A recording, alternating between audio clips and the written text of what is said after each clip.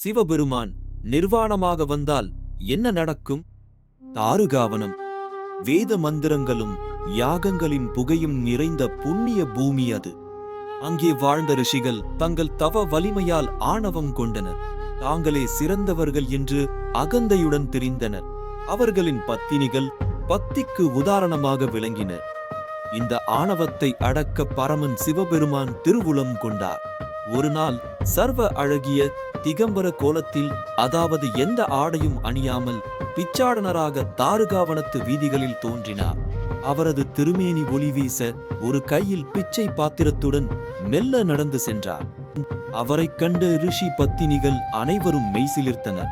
அவரது அழகில் மயங்கி தங்கள் கடமைகளையும் கற்பையும் மறந்து அவர் பின்னையே செல்லத் தொடங்கினர். தாருகாவனம் முழுவதும் ஒரு விதமான மர்மமான பரவசம் சூழ்ந்தது. இது கண்ட ரிஷிகள் பெரும் கோபமடைந்தனர். தங்களின் பத்தினிகளை வசியம் செய்த பிச்சாடனரை அழிக்க ரிஷிகள் பல மாய சக்திகளை ஏவினர். ஆனால் அவையனைத்தும் சிவபெருமானின் திருவடியில் விழுந்து அழிந்தன.